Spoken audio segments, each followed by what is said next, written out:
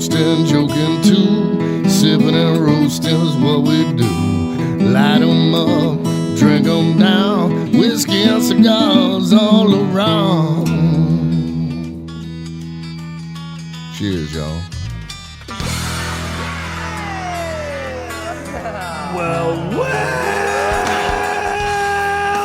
That's the sound of a party just about to happen, ladies and gentlemen. Yes, my friends, welcome to this fine radio program, podcast, and video extravaganza known internationally Hi, Mom. as the world-famous Smokin' and Toastin'. Our program is all about craft beer, fine spirits, and hand-rolled cigars. Welcome to our radio affiliates. Welcome to those of you streaming us online, listening on YouTube, wherever you are, however you get the show. Thank you for doing so. We are glad to be here. It's show number 340, which means we've done 339 of these so far. Puts us like right at halfway to 400. And no one has stepped in to stop us. No one will. So the reason we keep saying that is because very early on we made that point, like, we've done 75 shows and nobody has tried to stop us. And some guy got really annoyed by that online in the comments. So now we try to say it whenever we think of it. Yes, just as much as we can. Because we like pushing those buttons. That's what does it for us. Our show today is going to be talking all about tequila time, and we're doing tequila time with Herradura Tequila. And our guest is Will Brooks, who is the Tequila Herradura brand ambassador. Should I stop trying to say it correctly? Because it doesn't really work, does it? I think it sounds beautiful. Okay, all right, good. As long as the more you say it, right? yeah. As long as if Liliana were here, our tequila expert, she would, of course, it would be rolling off her tongue like poetry. To her, it's not even an accent; it's just the way she speaks. Her pronunciation it's a beautiful thing. People always talk about French being a beautiful language. I think Spanish is a beautiful language. Yes. It's just so poetically beautiful, except when it's like blasting out of the pickup trucks that drive around my building at night at 149 decibels. But even then it's got some poetry to it. But it's just, I've never understood these guys that drive around with these really loud stereo systems, but they're not good.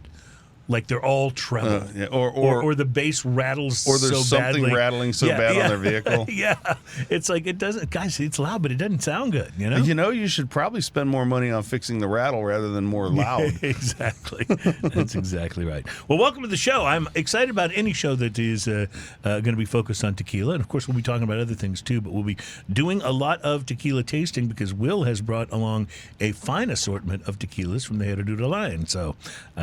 Pretty exciting. Yeah, how many expressions did you bring total? We've got 5 total, plus a little mystery one for you. So challenge accepted. That means we're going to get started early, is what that means. That's right. Because I like that. How long have you been a tequila ambassador? So I've been doing this for just over 4 years as ambassador for Tequila Herradura, but my passion for agave has been going on for quite some time. Nice. I'm super fortunate. My stepfamily's from Mexico, and I started visiting there, and I just fell in love with the spirit and the culture behind it, and it just totally grabbed me in. So I was in the whiskey world for the longest time, moved over to tequila, and here we are. And how did you know this guy? Because it was Ian that lined you up to be a guest on the show. Yeah, Ian and I got connected through a good friend of ours, Roberto Rivas. He's an Roberto, amazing, yes, he's been amazing on the bartender. show. Yeah. Yeah, I know he's been on here before, and he's such a great bartender. He's hooked us up, and we've had a good time chatting, and always wanted to get on here, so thank you for having me. Well, we are thrilled to have you today, and we're thrilled to be tasting some of these fine wares that you have brought with you. So we'll get to that momentarily. I wanted to mention we have some beer tasting to do as well, and give you a little preview of that. We'll be tasting from the Fonta Flora Brewery. Their Doom Tree. I've never even heard of that. It's a Kolsch-Style lager, and they are from Nebo, North Carolina. So first time with this brewery, first time with this beer. Should be interesting to check them out. From the Brick and Feather Brewery, another one I don't think we've had on the show. They are out of Turner Falls, Massachusetts. We'll be tasting their Positively 11th Street Dry Hopped Pale Ale. So all right, looking forward to that. And finally, a brewery that we've had their beer on here before. Not only that, but I've actually been to this brewery. I went there on my summer vacation for the family reunion this year. I grabbed Adam, our producer in the sky, and my wife, and we went to the Guadalupe Brewing Company, which is you told me a little bit about that. middle of nowhere, New Braunfels, Texas area, and I was blown away by their beers. Everything I tried was good. So on the way out, I got a couple that I didn't get a chance to try in bottles, and we'll be doing the last one of those today. It's their peanut butter Texas honey ale. That sounds awesome. Yeah, so looking forward to it. By the way, it was kind of like raved about by some of the people sitting around us when we were there. I didn't actually try it there, but I was trying some other things that were great. So you haven't even but they tried raved this about one it. So yet? I have not tried this. That's awesome. And this is one of those. And again, I don't believe these guys are commercially available anywhere, but I do recommend you go check them out if you're in that area. You know, of I was Texas. in that area this weekend. I wish I would have remembered that. I would have gone by there. Yeah, you would have enjoyed it. We went by Real Ale, and we went by Allstat. Okay, yeah, and by Garrison Brothers, actually. Oh, So- nice. You know, Garrison Brothers, we talked about this last week. They're teaming up with an Irish whiskey yeah, to I do heard about a collaboration. So that should be something to look Nice. forward to. So, yeah. So the spirits, of course, will be Herradura today, and we are excited about all of that. Plus, we have a segment on the program that has become quite popular, though I don't really necessarily understand why. It's called Drinking News, and it's the part of the show where we bring you a story that may or may not be about drinking, but that is always best enjoyed if you've been drinking. And judging by the amount of Herradura I see here, we will have By been the time drinking we by get the there, time we yes. get there. Yes. Our Drinking News teaser headline for today. Wow, what was that? I caught my fingernail you on hit the an string. errant string. Yeah. Well, you want to try it again? Let's do it again. Our teaser headline for today. Oh, there we go. How many times have I told you not to leave your crap on the floor? All right, so we'll get there. We'll get there when we get there. Plus, the Cigar Aficionado has given us another article with urgency attached.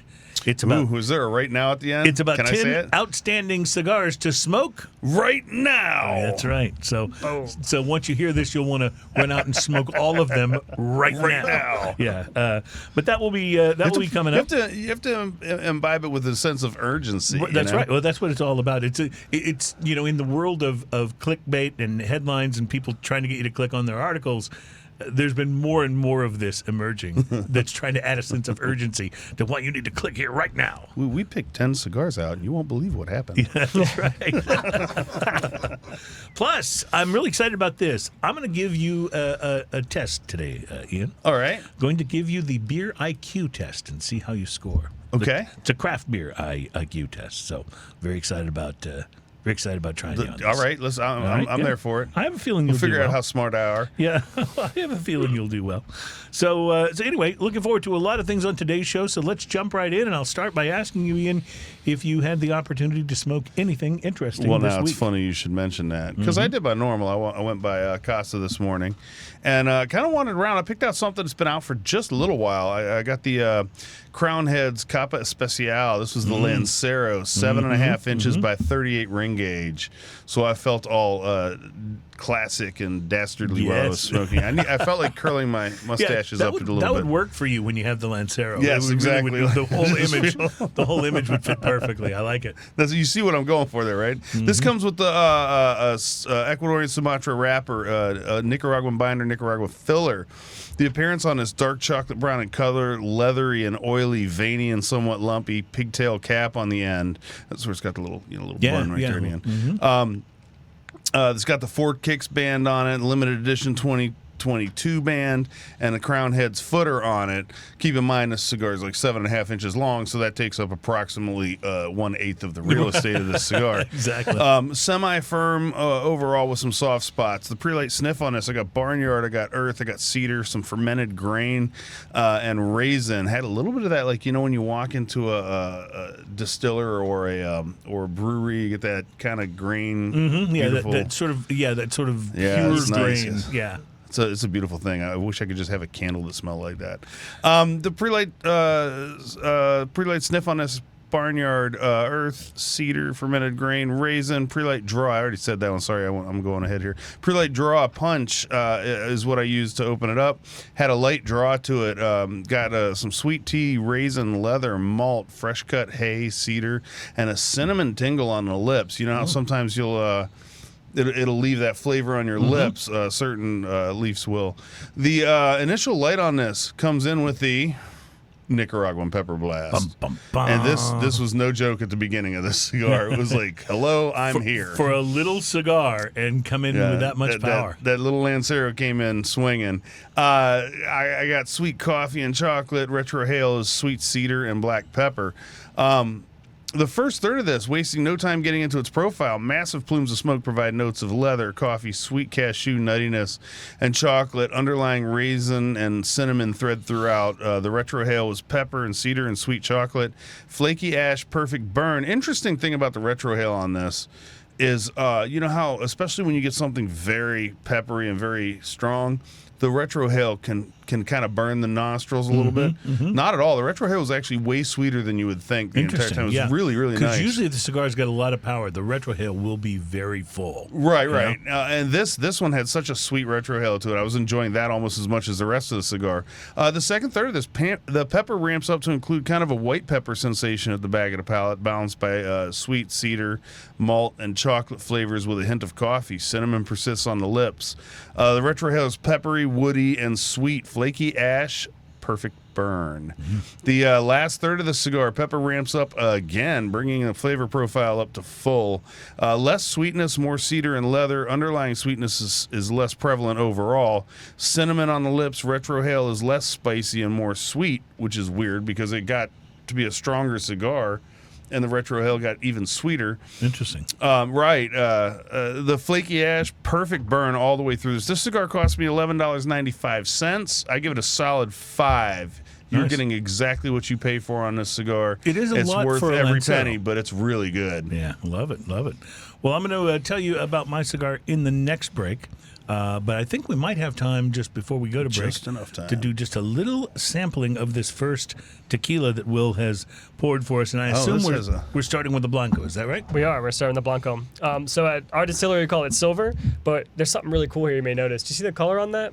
Is it a little bluish? Yeah, it's not perfectly clear, right? No, Right. it's a little yellowish. It's almost like yellowish, straw, hayish color, right? Yeah. Right. So I what was seeing a reflection off the blue here. Yeah, I can see So that. doesn't that normally come from aging, though, that color? it does. So what we've done here is something that we don't see very often, if at all, in tequila, and we've given this a chef's kiss. So we've popped it into a barrel for 45 days. It's not aging the tequila. What it's really doing is allowing that carbon filtered area to kind of come through and smoothen that tequila out. Smooth it out a little bit, and that's what gives This it that little smells. trace of color. This smells a little bit sweet. It's very classic tequila with a little sweet. It is all and a agave. little citrus on the Yeah, nose. there is like a right little off the bat. citrus there. Yeah, you've actually completely nailed it. I mean, I get a little black pepper in there as well. Oh, black pepper right on the like the initial sip of it. It's delicious and sweet. Yes, but you do get the pepper, so you get the little, I don't want to say burn because it's not really a burn, but you get the little tingle of the pepper, and then you get this sort of pure agave taste that kind of goes upwards on the palate. The Retro Hail on this is pure agave sweetness too. It's so nice. It is. I think that's my favorite thing about this brand is that we have this beautiful agave finish. So after you taste all these crazy flavors, bam, the agave comes in very strong at the end. I get the feeling this would make some really excellent margaritas. It does indeed. Yeah, and isn't bad for just sipping by itself either. A lot of Blancos, I'll be real honest with you, or Silvers, They can be a little rough. yeah, a little rough for the sipping, but this has got such a great finish to it, and it doesn't really have a burn at all. There's a little bit of heat, but there's not anything that kind of makes you go, yeah, I wouldn't want to just sit and sip The this. flavor profile on this is so good, though, that I feel it's almost a crime if you were using a pre-made margarita mix. You kind of want to make all that fresh. Well, I'll tell you my 100%. It's what I keep at my house. Okay, well, there you go. You have a bottle of this now? Yes, This this Terry, our the blue, engineer, yeah, right there has a at my bottle of house. that. All right, very good. Well, we'll talk more about it when we come back. I'll tell you about my cigar, and I'll tell you my secret, by the way, if you are making margaritas with a margarita mix. Salute, back. gentlemen. Cheers.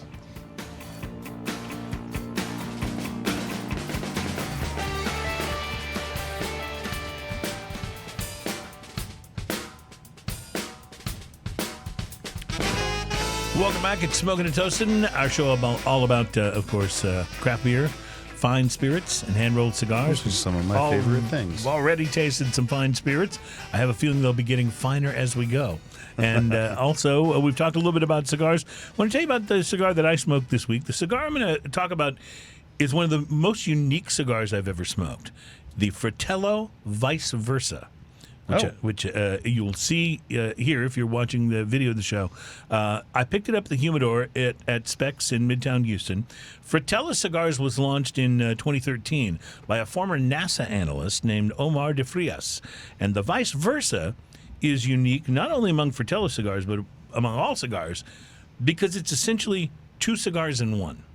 It's a 7-inch by 52 ring gauge, and both ends of the cigar are capped. That is because half of the cigar is said to be mild, and the other half is said to be full-bodied.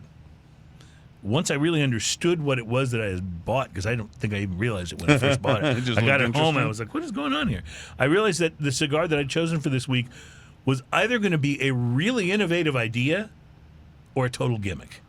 So let's take a look at what I thought. The vice versa features an Ecuadorian Corojo wrapper, Indonesian binder with tobacco from Nicaragua in the filler, and there's also some leaf from Pennsylvania. My guess is that may be part of the milder side, like a Connecticut type tobacco.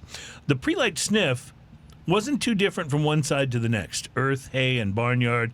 I decided I was going to smoke the mild half first, so that meant that I snipped the mild side, used my punch on the full side, and that was what I actually, put in my mouth to smoke. And then I checked out, of course, first the pre-light draw.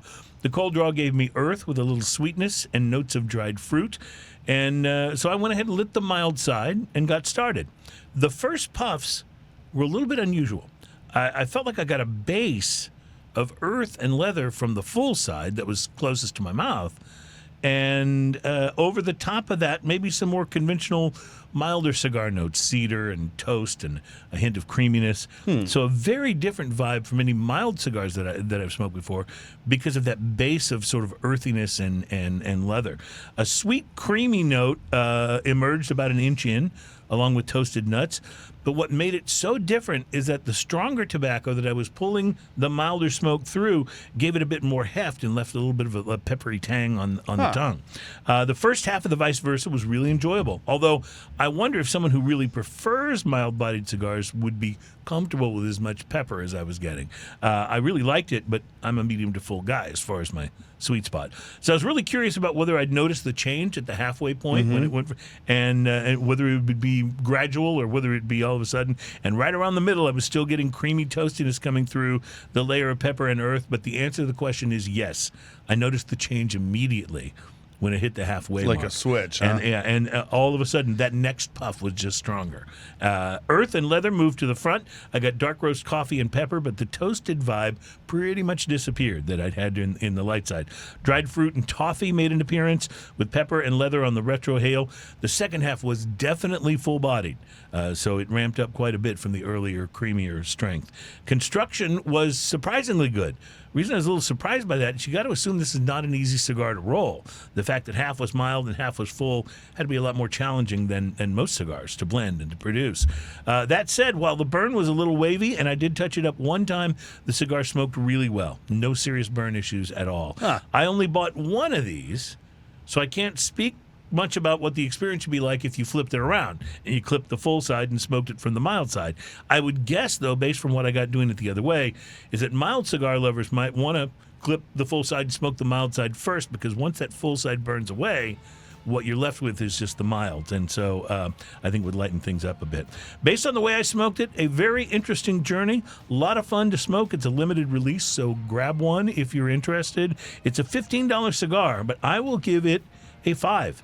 Price to quality. Big salute to experimentation. Nice. Thumbs up, and I really did enjoy it. So, not a gimmick, a solid 5. Okay, we got to take a break. We will be right back because it's tequila time, ladies and gentlemen, and we'll also get into the first of our craft beers today. It's Smoking and Toasting.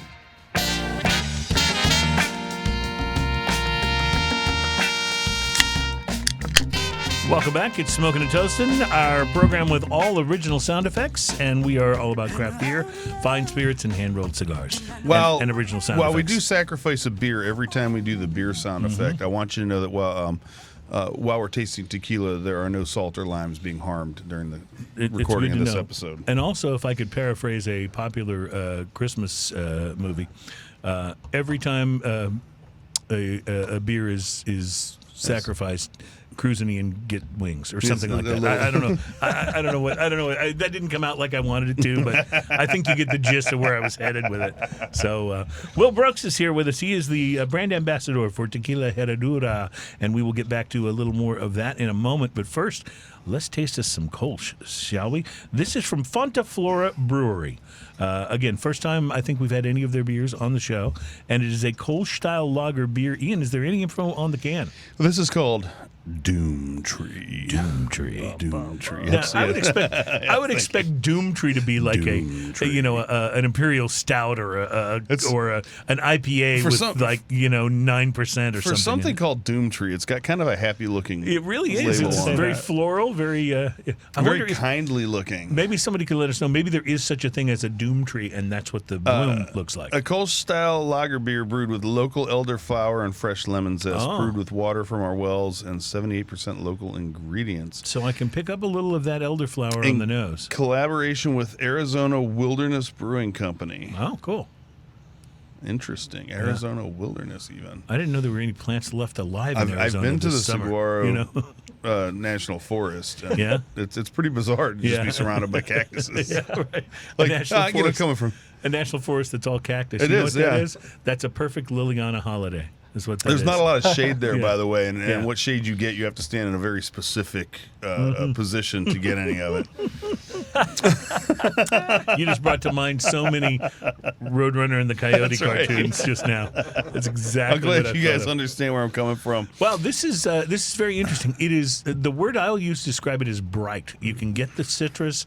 You can get that there's a little bit of that elderflower. It's floral and bright. I don't know what elderflower tastes like exactly, but there is definitely a floral characteristic to this, and pretty drinkable, I think. What do you think? It's actually pretty nice. Yeah, I could drink this under a cactus, no problem. Yeah, just lean right back up against it. Yeah. No, don't do that. This wouldn't be a bad summer beer though at all, because it's so bright and refreshing. It is pretty crisp, as Kolsch's tend to be. There's a sweetness to this too that's kind of interesting that I wasn't expecting. It's got to be that elderflower. Something. Yeah, it must be something to do with that. Something in there. It's good not, though. It's not like. It's not like lavenderish, because it said something about like lavender elderflower, didn't it? No, it just says elderflower, local elderflower and lemon zest. And lemon zest, okay.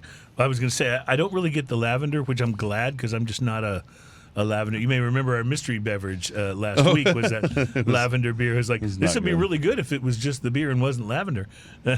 No, I generally avoid things, all things lavender is like that nose will get in. It'll get into my nose, and I won't be able to get rid of it for. Plus, I think I mentioned my ex-wife chewed lavender gum, so it's just a bad memory all the way around. Yeah, not a good thing. Not so much. But this on the other hand, is quite delightful. Quite. You had me at Doomtree, right? It's there's got to be a reason for that. And then I kind of got lost a little bit when it said elderflower and lemon zest, but right, you don't think of that as Doomtree ingredients necessarily. But this is quite good. I'm enjoying it more and more as I drink it too. Yeah, this is good summer beer. If you got it around, you enjoy it. You said this is from North Carolina? It is from Nebo, North Carolina. North Carolina. I'm not familiar with Nebo. Are you? I'm not at all. I lived in Charlotte, North Carolina for a while, and the beer scene is great in North Carolina. Charlotte's a pretty hip town, isn't it? It is pretty hip. There's a lot of good breweries, so I'm not surprised that this is as tasty as it is. Yeah. It's a hip town, but then again, as I think our final beer will prove today, it doesn't even necessarily have to be a really hip town to have a great brewery, because New Braunfels, Texas is it's not necessarily the it's a bit of a retirement town, right? Right. Yeah, it's a little kind of a then, slow, and then chill during type the of summer, place. it's kind of a party town. Well, because people come to float the river and drink summery beers on the river. Yes, they have one drunk and debauchery there. Yeah, that's right. But anyway, I enjoyed that. I would recommend it if you are if you come across anything from Fonta, Flora Brewery. I would suggest you give it a try. It's very, very good. All right, so we're moving onward with tequila now, and I was wondering, Will, you brought like 5 expressions with you plus some sort of mystery beverage. Are all of your tequilas the same in terms of ABV? Yeah, that's an amazing question. They are. So that's not always the case in Mexico, but Right. here in the U.S., that 40% is like the sweet spot. Right. So from an import perspective, you'll always see the expressions in the U.S. side about 40%. Okay. So that silver tequila we tried, we do have one more Blanco tequila, but you can only buy it in Mexico. And it's called Blanco Original. It's a slightly higher proof. Okay. So that'll change a little bit. And Does that make it come across a little sweeter? you get okay? So also there's none of that barrel, that chef's kiss of the barrel. So you get a lot of yeast. You get a lot of our natural yeast in it, which is one of my favorite things that we have at the distillery. So it really shines there. Otherwise, very similar profile. Well, I'm glad to know that because the next time I'm, like vacationing in Mexico and stop for supplies and stuff, that'll be something to get because it's something we can't get here. Exactly. So fun. Yeah, got to do it. Fun times. So the next one, definitely a more yellowish straw-like color. This is your Reposado. Yeah, this is our beautiful Reposado. Now, I'm gonna test you guys real quick. Do you know how long we have to age a Reposado for to call it Reposado? 9 months. It's not very long, right? It's not very long. It's just 2 months. Oh, 2 months. Yeah. 2 So months. just 2 9 months. months is the añejo, right? Once we get up to 12, 12. Okay. then we get to añejo. So you have this space in between. Now, this one's aged for 11 months. Okay. It's always been aged for 11. And what's really cool about what we're sipping is this is the world's first Reposado. Oh, no kidding. Really? Yep, You were so- the first people to come out with the Reposado. Yeah, Herradura kind of flagship the Reposado category with this beautiful one. It's And I'm just going such to assume there weren't añejos at that time either. That's the funny part. That There were. There were. Yeah, so the Reposado category technically came afterwards. Okay. Interesting. It's kind of crazy how it all happens, but yeah. So on the nose, this has that very signature citrus thing still happening, but with other stuff. Like you can smell You can tell that there's almost some, like a caramely kind of thing. right, some elements of aging, the caramel, the vanilla that you get a little bit of on the nose. That And then, of course, don't there's the necessarily classic come in the silver. tequila, the agave, going on. Yeah, you nailed it with that caramel too. That's a huge, huge element that I get myself. And we taste it too. It's a real testament to our cooking process. Oh, there's almost a little chocolate at the very finish of this. Now, I'm going to say something. What is the Reposado retail for? So it really depends on what state you're in and what happens. Okay. But typically we're seeing that here in Texas, like this is a 1 liter bottle. You can also get 750s. Your 750s, which is more standard like this Like for that at size, home. yeah. Mhm. Yeah, you're going to see that come in right around just at the 40 mark. So, just under. what I wanted to say about this is that this Reposado, if you are an añejo snob, like I have a tendency to be, I mean, I like tasting all of it, but when I buy a bottle, it's almost always an añejo. This, to me, performs like an añejo. It's got the things that I look for and I feel like are worth paying a little more for an añejo. It are the notes that this already has as a Reposado. We talked about the caramel and the vanilla. It's got a little bit of that working just in tandem with the agave that really makes this a really spectacular for a Reposado. Yeah, it's think. one of a kind, definitely. I mean, that barrel notes are stronger than you'll get in most Reposados. The average is And for 2 to me- 4 months. So. And that's what I'm looking for in tequila. Those barrel notes are what I love the There's most. that woody kind of astringency that leaves you kind of wanting another sip after a few moments. It's really nice. It is. It pulls you back in almost, doesn't it?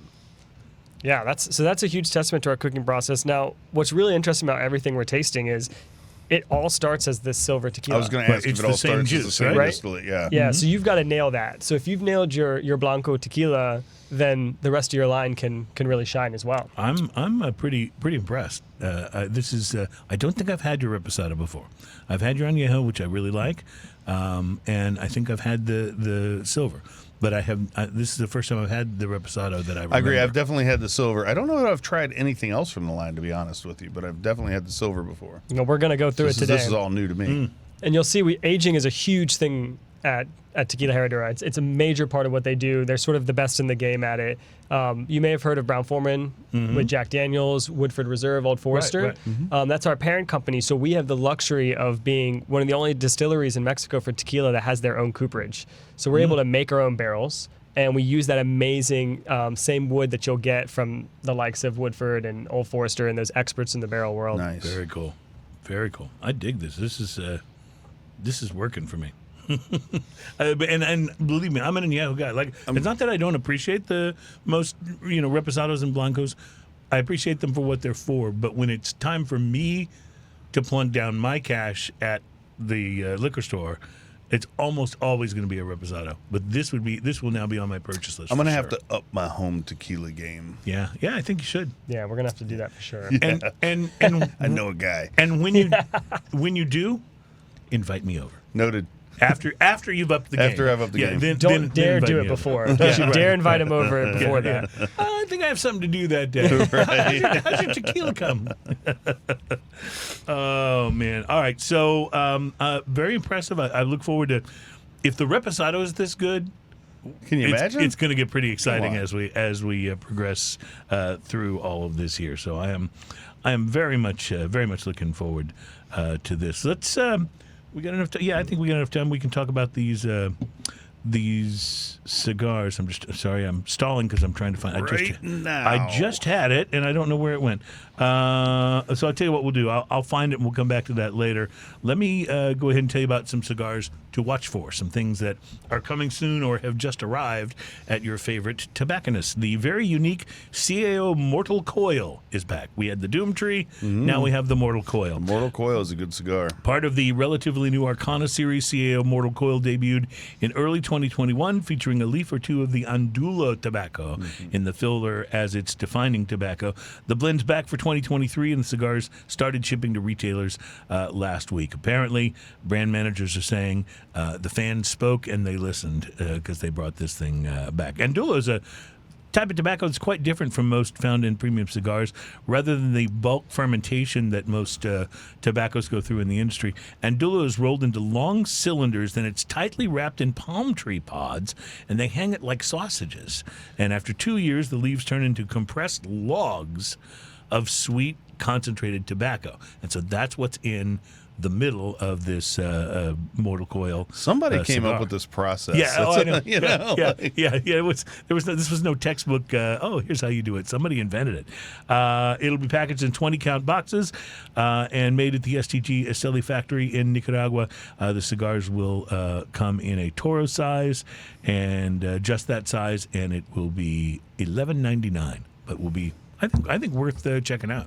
I had one last year. Yeah, you talked about that. It was quite good. You talked about that. Definitely. Another very unique cigar is the J.C. Newman Yagua. No two Yagua cigars are quite the same shape, and J.C. Newman says that inconsistency is actually the point.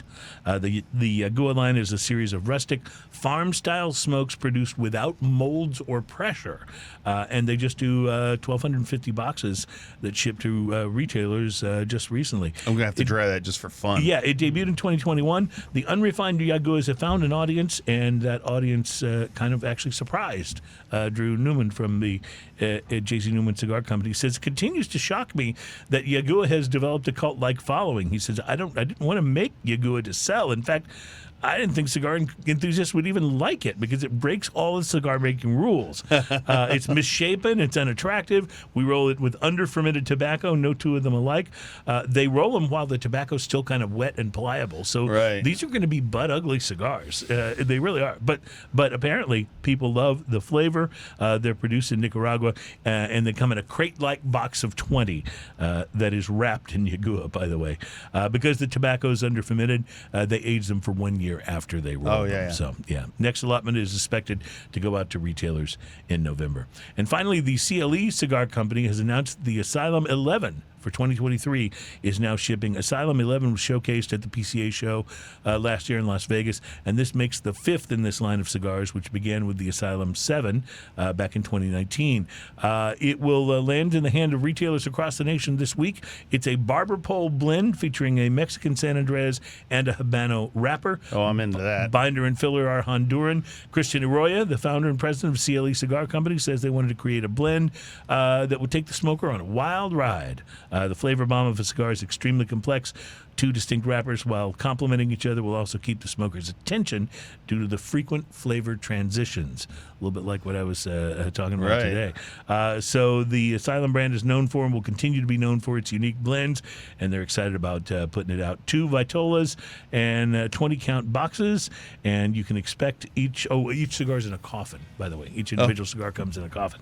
$21 and $26 are the MSRP for these. So these will be pricey. Super premium. Ones you might want to look for at a cigar shop near you. We're going to look for some more tequila coming up. We will still have drinking news around the corner. And I'm going to have Ian take the beer IQ test and see how you do. So that'll be coming up. It's Smoking and Toasting. Or smart.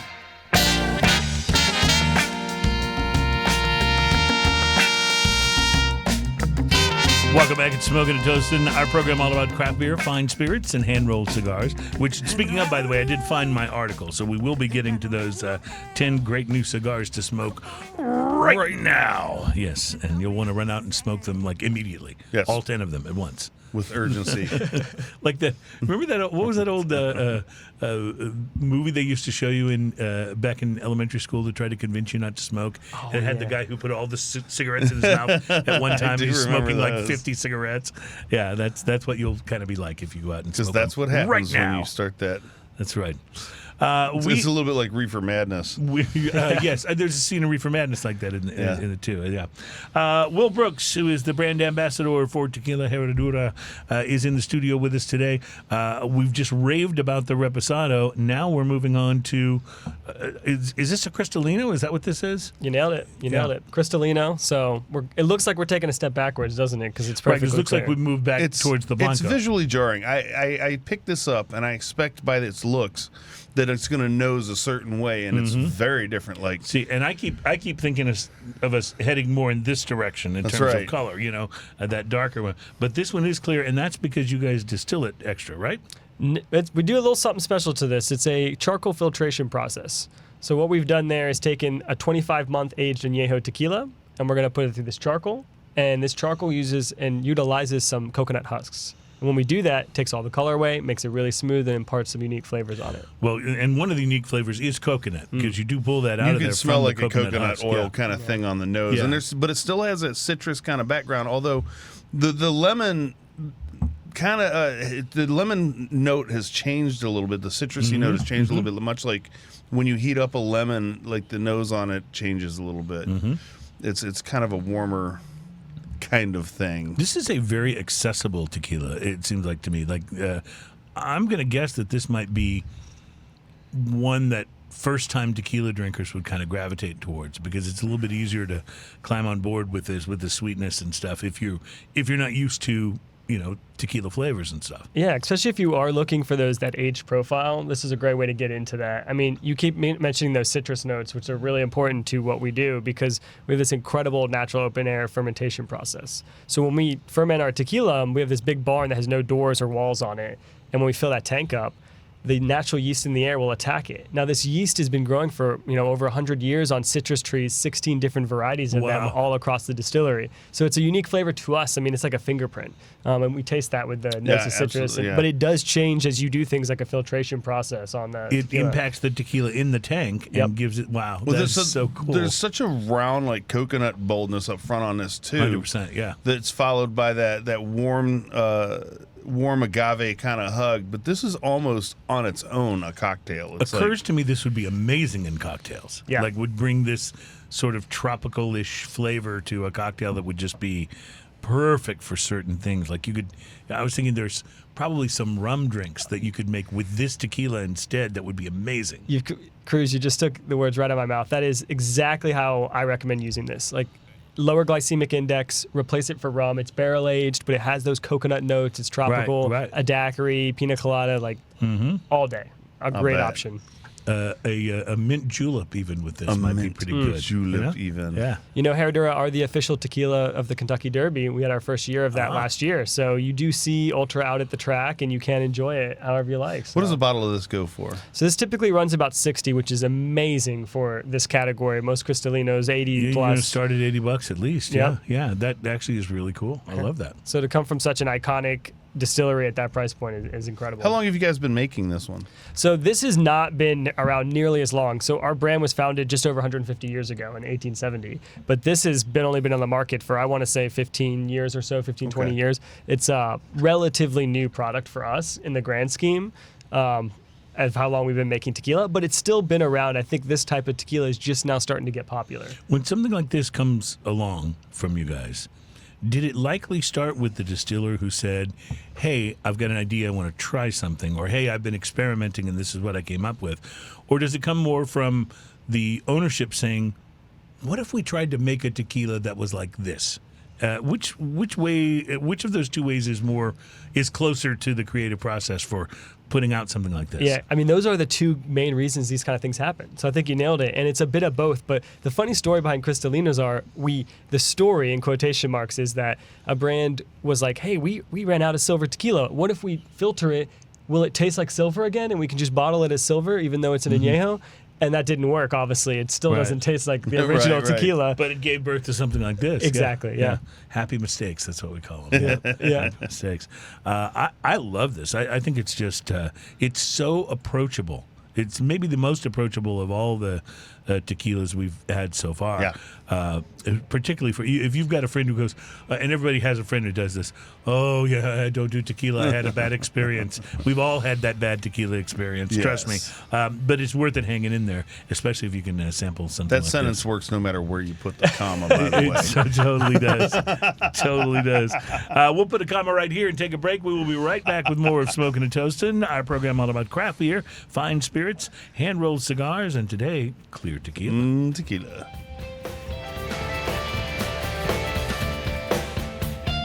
Welcome back. It's Smoking and Toasting. Our show is all about craft beer. Did you hear that? Okay, I'm completely distracted now. What just happened? Craft spirits just happened. That was awesome. Oh, my God. Opening the bottle of Herradura Legend, the Tequila Añejo, which I'm very excited about getting to, and we will here in just a few moments. You're listening to Smoking and Toasting or watching it, and we are proud, by the way, to welcome our affiliates from around the country. Thank you guys for signing up, being a part of the, I've been waiting to say this, ready? Dun, da, da, da, the Smoking and Toasting Network. Oh, didn't that sound good? Didn't that sound good? You heard it first, right here. I kind of dig it. I would just mention that Smoking and Toasting is heard every week on great radio stations like News Talk, KBIR 1230 in Burley, Idaho. Population 472. Salute. Love it. Remember that old hee-haw thing where they'd all come up in the cornfield and salute? That's right. I don't know what the population of Burley, Idaho is, but we're thrilled to be on Burley. So thank you guys for having us.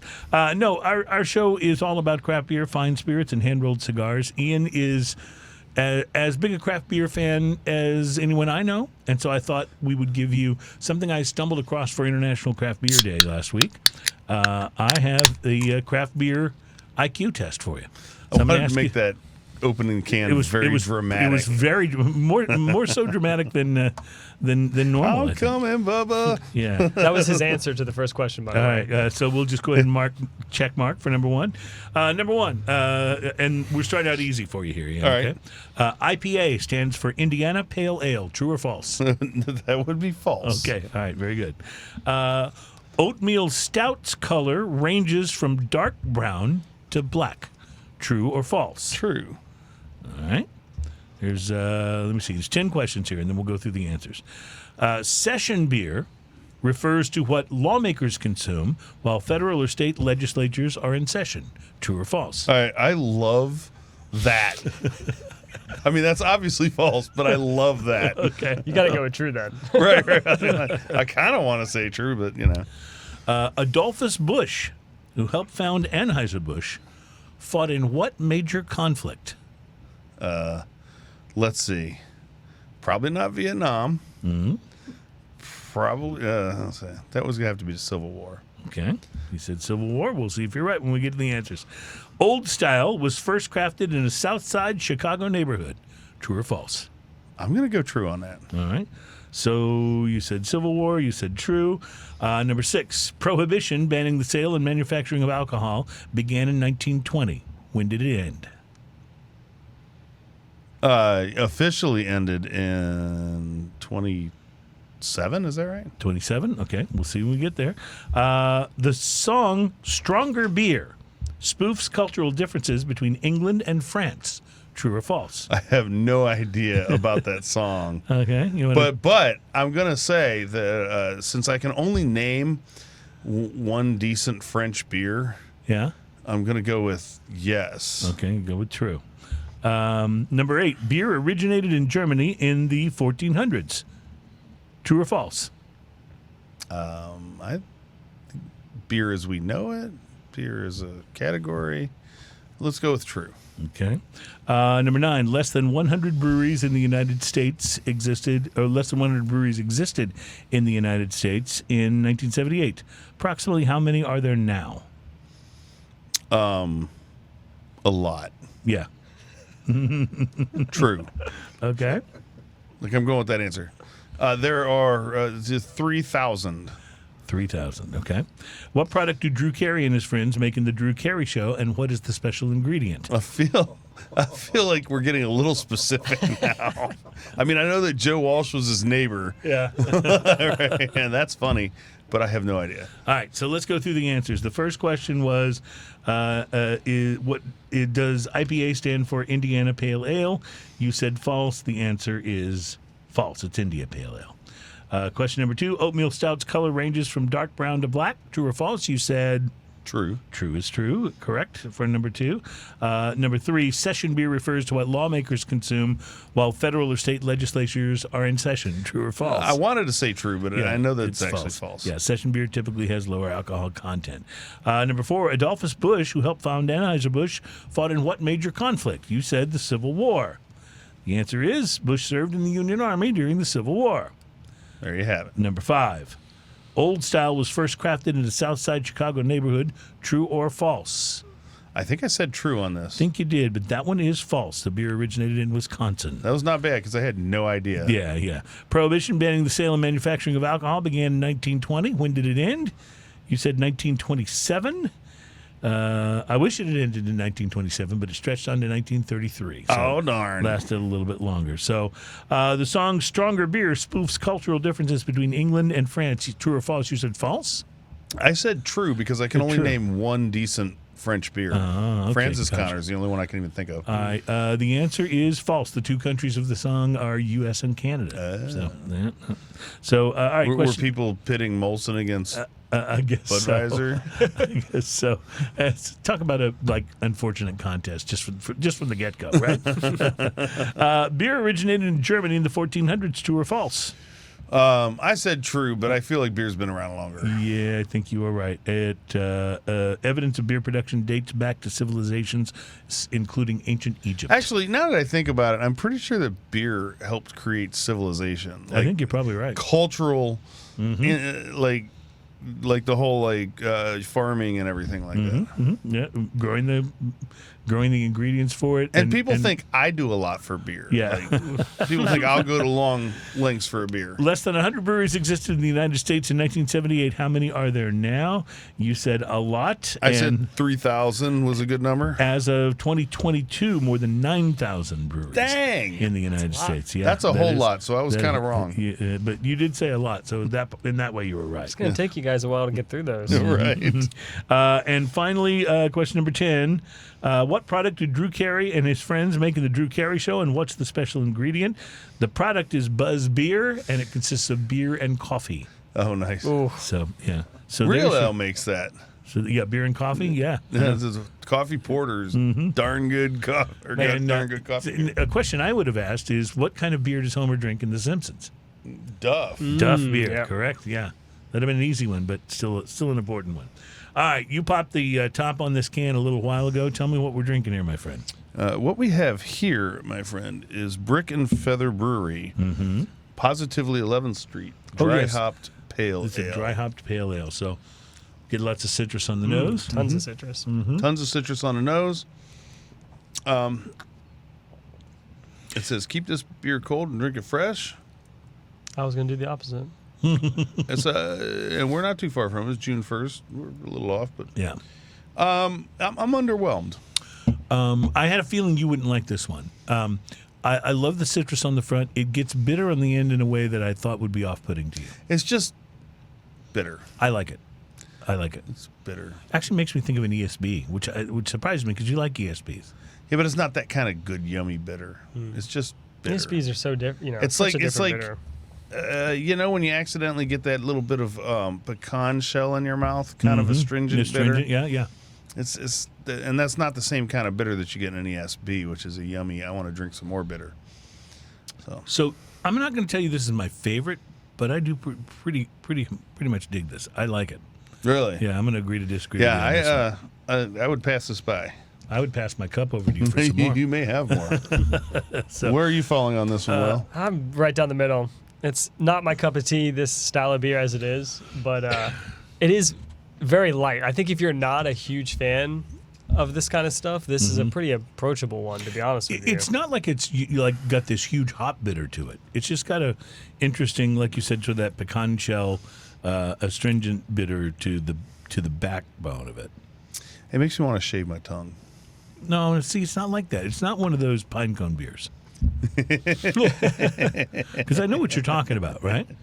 No, I was being a little over the top about that. No, I think honestly, I think it's unbalanced. I think it's got a lot of aftertaste, and I don't particularly care for the aftertaste, but it could be a little forgiven if it had a little more up front. But up front's not that interesting to me. So I'm not a big fan of that one.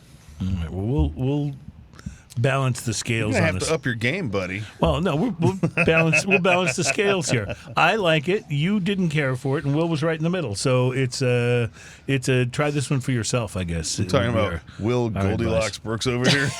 Yeah. This one's just right. It's from the Brick and Feather Brewery, and they are out of Turners Falls, Massachusetts. So a lot of interesting things happening in Massachusetts now. Of course, Sam Adams, one of the earlier craft breweries, was in Massachusetts, and then Harpoon fairly early in the whole thing, and then now there's just Clown Shoes. There's so many different interesting beers coming out of Massachusetts. I love those guys. Yeah, they are. They are about as experimental. Want to talk about a company that will just try some different stuff? Oh yeah, they don't even have to have a good idea to try something. You know what I mean? Like they'll just go for it, and sometimes they have wonderful happy accidents. So let's move on to our next tequila, shall we? We've already heard what it sounds like when it's open. So another thing about Clown Shoes is they're not afraid to name a beer. Like I assume someone takes a sip and goes, "This one tastes like a half shark fighting a." Tyrannosaur, and they're like, well, that's the name of our beer. Right, that's the best way to describe it. Flavor, okay? I love that. That's kind of what this reminds me of. It's kind of like a half shark fighting a tyrannosaur. Maybe they should have gone with that instead of positively 11th Street. Crazy names. You like my beer. Can I ask a question about this tequila? Why does that one get the tall bottle? This is our newest tequila, okay? So this is brand new to our family. We brought this out a couple years ago. Because your añejo was in a bottle this shape before, right? Yep. So That's what I'm used to it being in. It still is. We still have the standard añejo in gotcha. that shape. This is just a new line extension. This is something very special we call Legend. This is going to be a tequila. It's the añejo category, but we're really dropping down the aging. So if you remember, we were 11 months for our reposado, 25 months for the añejo, and this Cristalino's 25 months. We're dropping down to 14. But this will be the most oak forward one that we have. But it's still it still qualifies as an añejo at 14. Yeah, it does. You can smell, you can nose the oak right off the top of this. Oh, baby. You can smell how sweet it is. And you can smell the maple and the vanilla. Oh, that's good stuff. He brought out the stave. Oh, nice. So this is our classic stave, right? We've toasted, charred it, but with this Legend, we'll take this to another level. It's the only barrel we'll do this with. We'll cut deep grooves going horizontally. This will provide a deeper layer of tequila exposed to more oak, and that's why we have such a exposed to non-charred oak as well, so you pick up a lot of vanilla and so many different flavors, right? We're getting really deep in the oak now, and we're able to produce our most oak-forward flavor with a significantly less aging. This is a great cigar tequila for me. This is one. Yeah. There's a butteriness to this, and it's not only buttery, but it is so smooth and easy to drink. You talked about the Cristalino being smooth. This is really smooth. This is not smooth as a buzzword either. This is like smooth. Right, smooth, exactly. Yeah, smooth. Lots 100%. of flavor, but smooth. Yeah, I think I'm going to adopt that. Every month or so, I change what I think is going to be the name of my autobiography once I ever write it, and I think I'm going now with Deep in the Oak. I really like Deep in the Oak. Deep in the Love Oak. it. The story of Cruz. Deep in the That sounds right, doesn't it? This is wonderful. Let me just say, what is this retail for? It runs about $150 a bottle. Okay. This tequila is a massive fan with Emmett Smith too. So if you're a Cowboys fan, this is the one he loves to sip on. Yeah. I'm not He's one of surprised. those sports ball players. Yeah, isn't well, he? Yes, he does. But he sips on this while he's playing dominoes, I guarantee you. He's a dominoes fanatic, Emmett Smith. So, all right, I'm going to enjoy this during the entire break. I will not rush this. This is just this is delicious. absolutely wonderful. We'll be right back at Smoking and Toasting.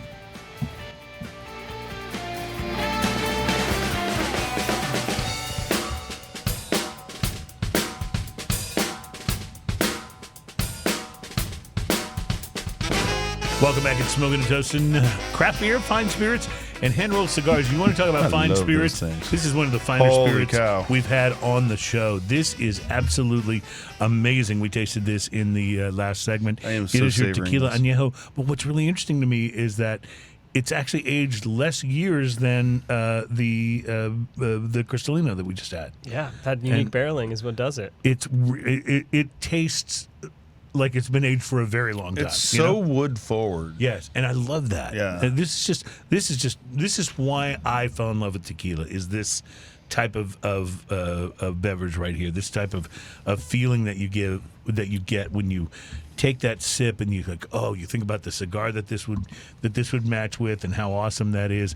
And this, you said, is around the $150. Yeah, right mark. around there. Is it something we can find fairly easy in retail Definitely. stores? Oh. It comes in a beautiful black box, so it's typically in the lock box. You might not see it on the standard shelf display, so look in the closed box, but it'll be there. We sell it all over, so very Yeah. readily available. You know, when I'm at Specs, they have in the lockbox, they have the really like interesting and more expensive tequilas and whiskeys and stuff.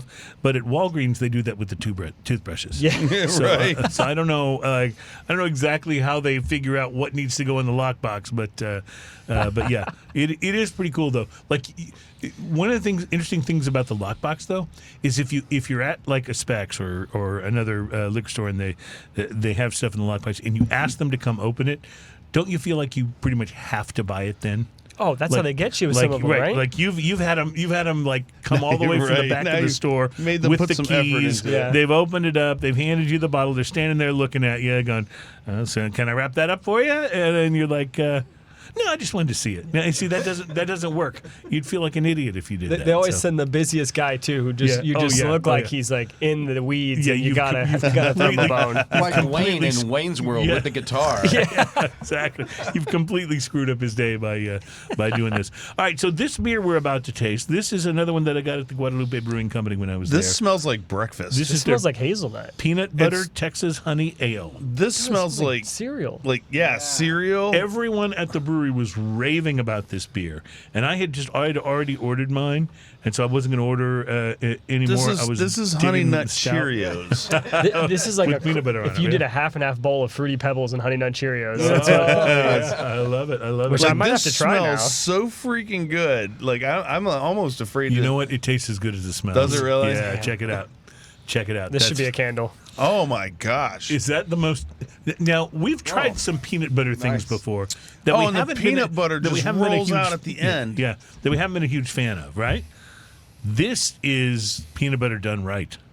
They nailed This it. is You honey. each choose these different beers, correct? What's that? You guys each choose a different beer. Yeah, well, I chose these you for chose. today, but okay, yeah. this is a great choice. This is like cereal and honey right up front, and then when you swallow, you get bam, that peanut butter just rolls out. So again, I'm going to just stress this point.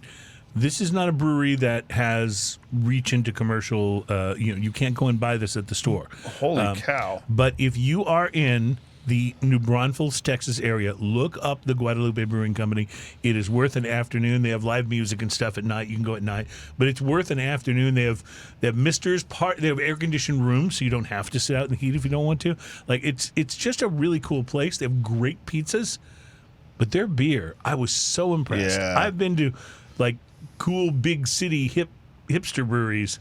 and not that the beer wasn't as good as everything I tasted at Guadalupe Brewing Company. So I got to give a big tip of the cap to them. And maybe this is amazing. Maybe we should just road trip and just go do a show from there somewhere. That's a sometime, great because idea. I think you would really dig these people. This Texas peanut butter Texas honey ale. You got to order this if you go. Unbelievable. You got to. It's just absolutely. You've never tasted anything like it. It's great. 7.3% too. I didn't even suspect that when you're tasting it. You'd have no idea. Ham package 526.23. Absolutely wonderful. I hope they wash their hands. Part of why we do this show. Right? This is so good. We'll be right back. We haven't done all the tequila we're going to do yet. Plus, it's almost time for drinking news.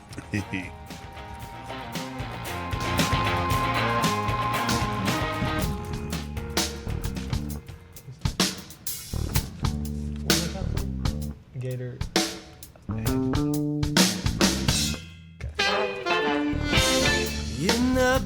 Welcome back. It's Smoking and Toasting, our show all about craft beer, fine spirits, and hand-rolled cigars. We really should print that out, Ian. I had to take my gator to the vet line because often during the Drinking News song, we'll ask our guest to provide that line on the song, and we should have it printed out so we can just say, read this. What we need is one of those signs in the background that says applause. Oh, yeah. Things like, and then one of the things that it says is I had to take my gator to the vet. Right. That'd be perfect. You can just like a digital sign just show up. Just read it off the sign when it happens. We're talking, of course, about drinking news, the single most popular segment of this program for reasons completely unknown to us. But here we go, ladies and gentlemen. This is the segment of the show where we bring you a story that is from the news somewhere. It's not from a parody site. It was actually reported in legitimate news.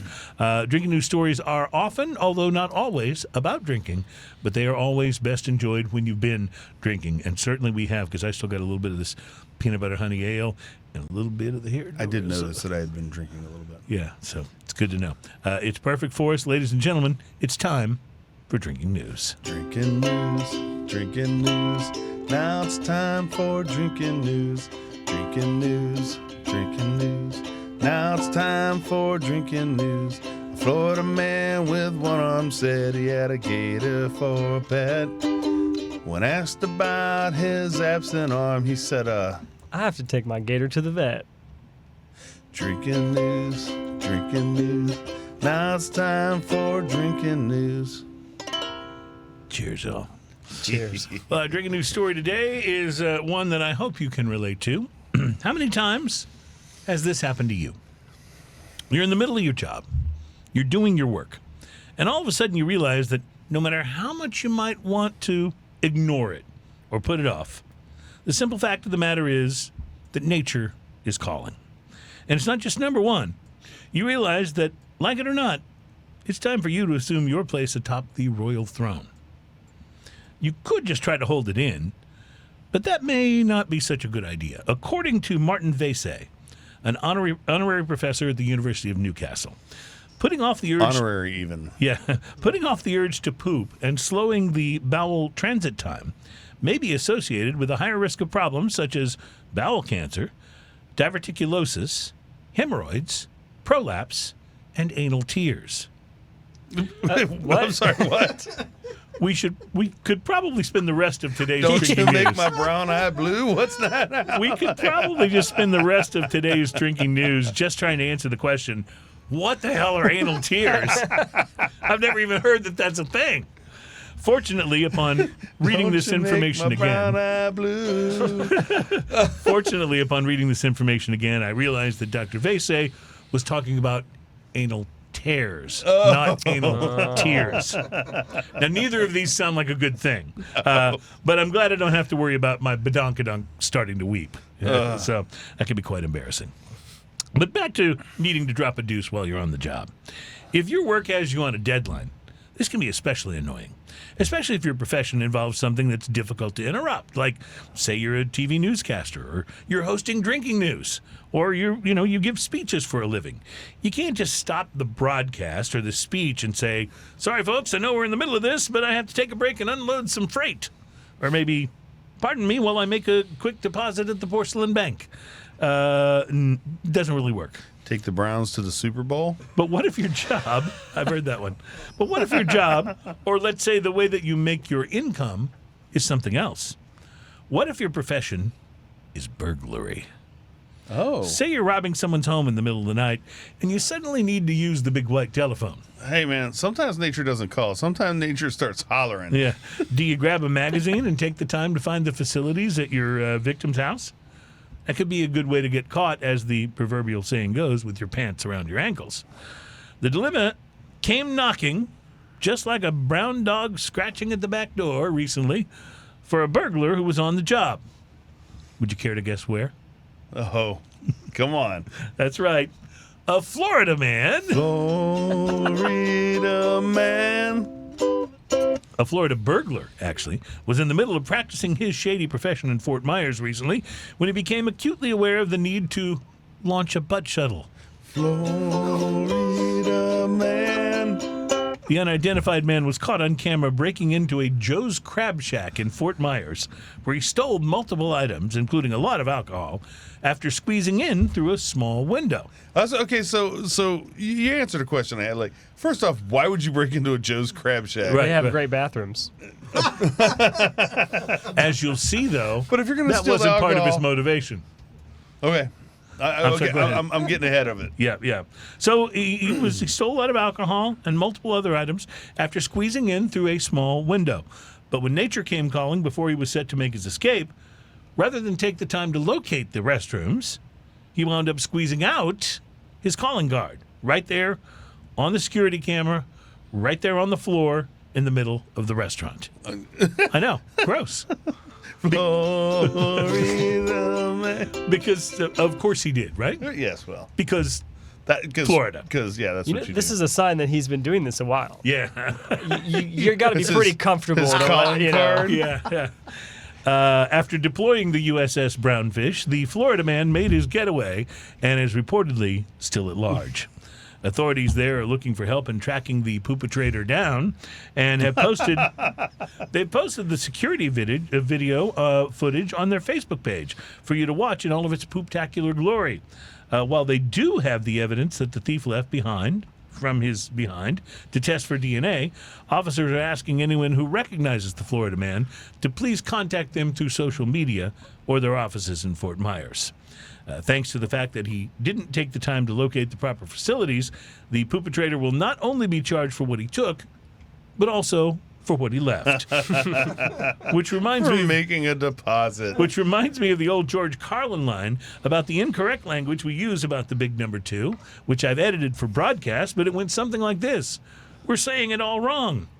We don't take poops, we leave them.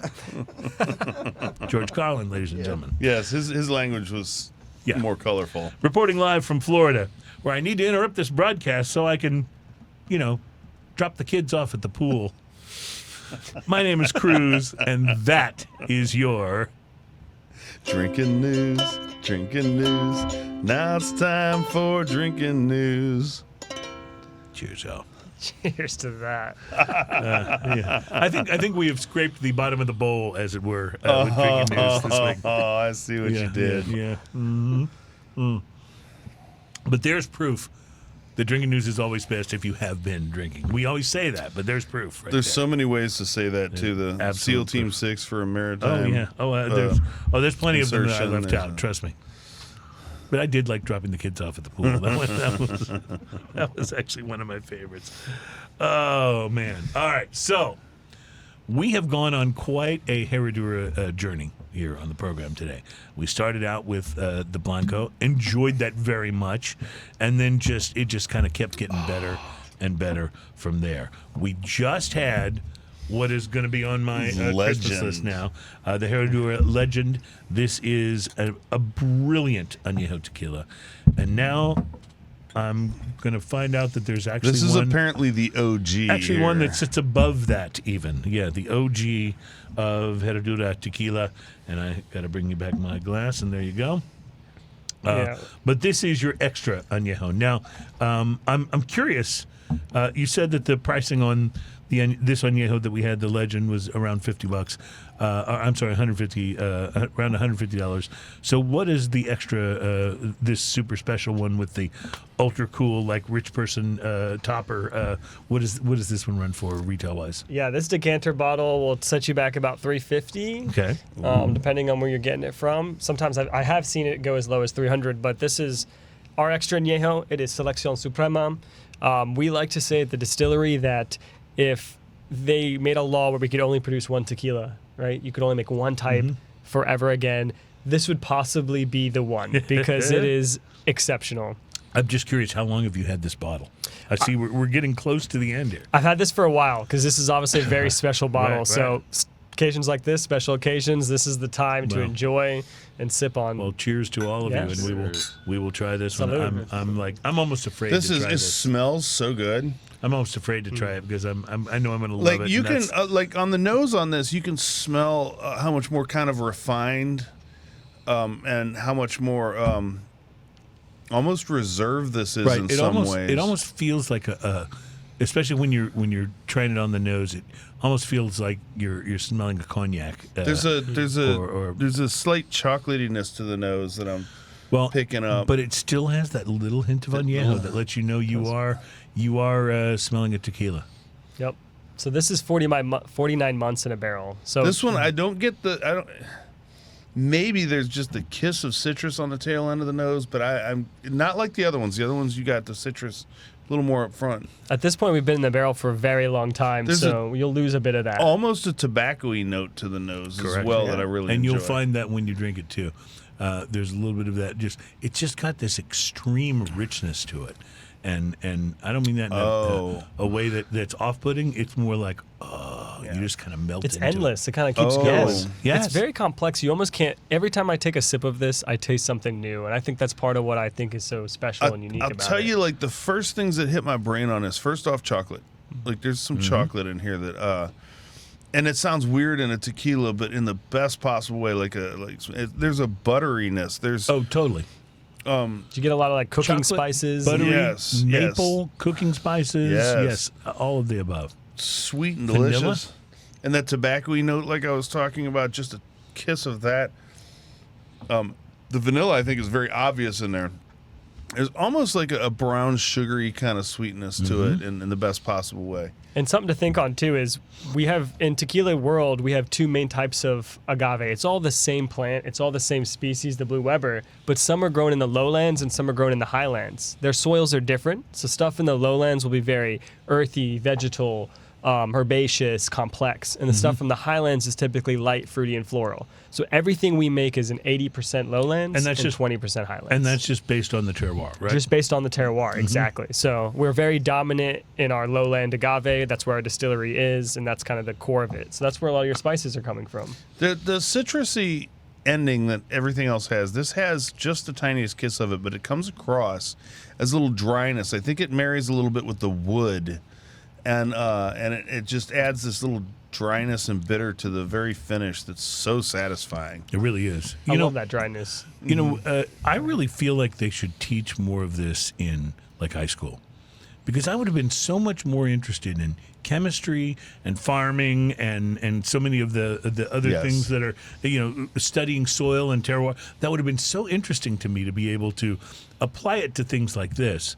But as a kid, I found those things kind of boring. Now I'm fascinated by it. I wish I could go back and really learn more about what is it about the soil in this one place that makes the agave that grows there come out more citrusy and more floral. For example.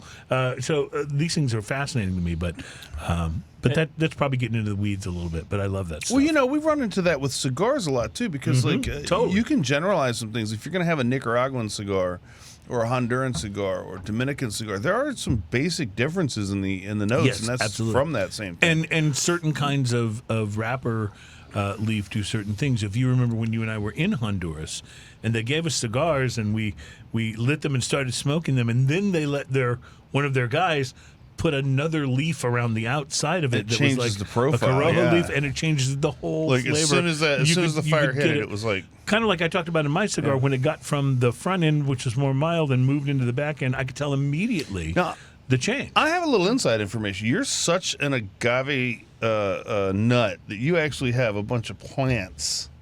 I do. I've been growing a bunch of agave at the house. We've been propagating and That's doing so some stuff cool. from seed I love and, it. I and love growing it up. So you never know. Maybe we'll have to make our own little spirit one day on the show if we can get it there. I have this really big aloe vera that I call the Kraken because it looks like a It just big, keeps going. Yeah. And I often think when I look at him, you're like a second cousin to the agave plant. I wonder if I could grow an agave plant on my balcony. Oh, you definitely could. Yeah. We're in a great part of the country for it. You can grow a lot of varieties here. And they're not dissimilar in that the agave plant's babies will kind of just come off from the bottom of it and grow out. So see, that's what yeah. you do. If you see it on the side of the street, next time you see a little baby plant, just pull that right out of the ground. Where do I see an agave plant on the side of the street? What city are you living in? They're everywhere. You telling me agave's everywhere? Yeah, around we Houston? have got agaves all over Houston. You'll see them all over the place, especially near the highways too. Yeah. Yeah. Okay. I gotta become more observant. I'm going to send you all my spots that I like to go get them I from. totally want to grow an agave. I really do. Like, I've had such great luck with the Kraken. I got this plant. Actually, it was Adam and his wife when they moved to D.C., back when Adam went from being the engineer on the show to being our producer in the sky. They had a handful of plants that they couldn't take with them, and we took them over, and the Kraken was about this big and he was leaning sideways. I repotted him. He's huge now. He looks almost like an agave plant. He's so big. Amazing. So I really want to grow an agave plant. You got to send me the locations where I can find those. I will. In fact, I've got a couple that just got brought out of the ground recently, so maybe we can get those over to you and you can have a go at it. Totally going to dig that up. I'm That's so awesome. excited about this. I'm going to grow one, and then you and I will get together and we'll make some tequila. What do you say? I like it. We got a plan. If it tastes anything like this, we're geniuses. That's all I have to say. What you guys This doing? is amazing. Mashing the pina. That sounds like a drinking news story. We'll be right back. It's Smoking and Toasting.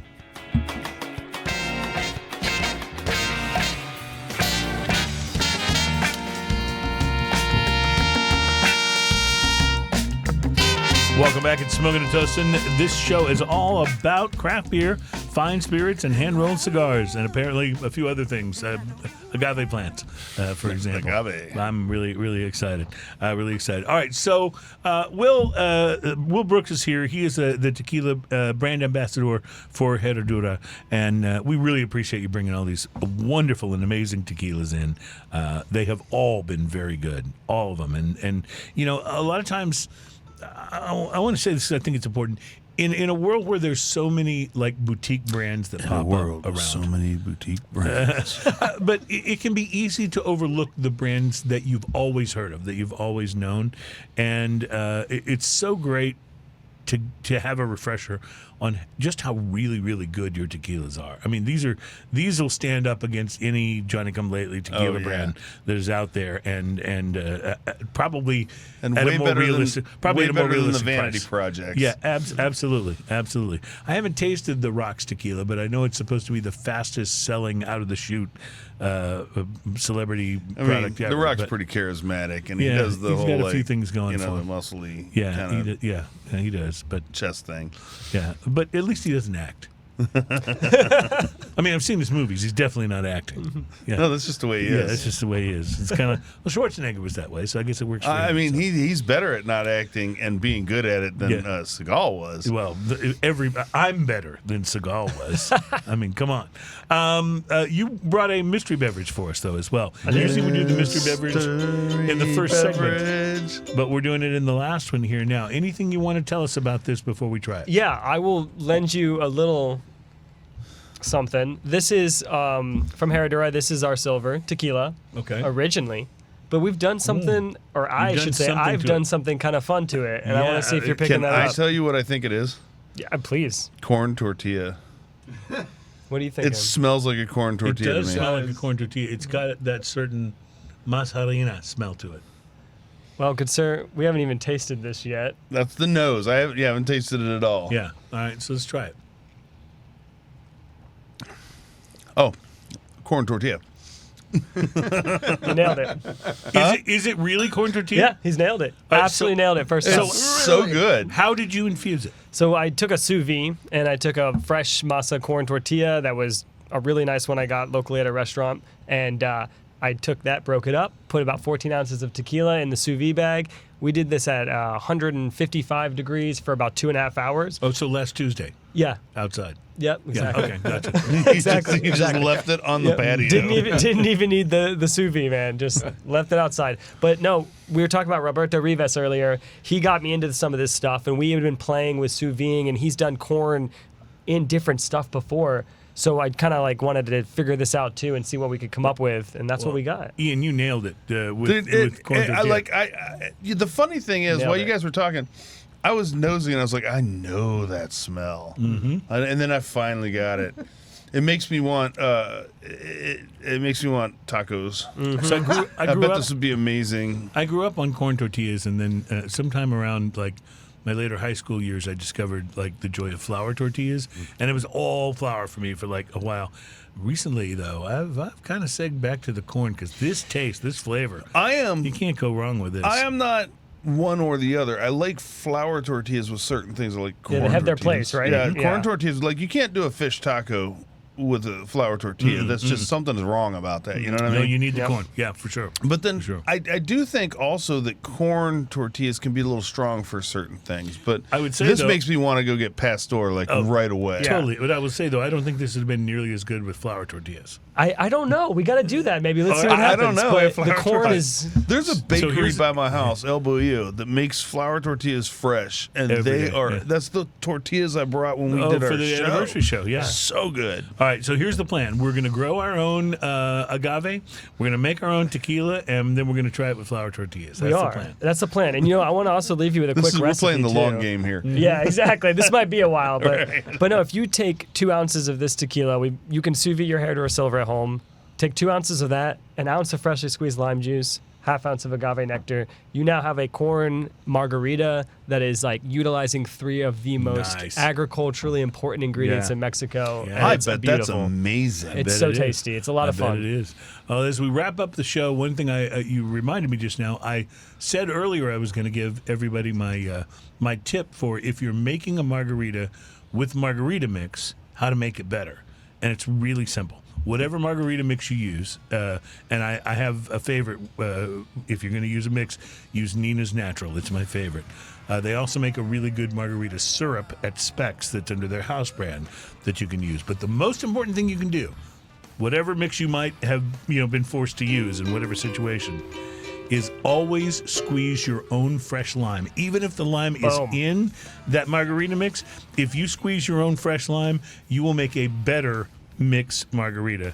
In fact, sometimes you won't be able to tell the difference between that and something where you used all fresh ingredients. So, Yes. Oh, I thought you were going to tell us to double the tequila. Oh, that's just a the given. That's the margarita rule. Yeah. That's the margarita rule. It's not That's not a unspoken tip. rule. I Sorry. assumed you were already Not doing a tip, that. not a hack. We will see you next week on Smoking and Toasting. Have a great week, my friends. Until next time, cheers, Cheers, y'all. y'all. Sweet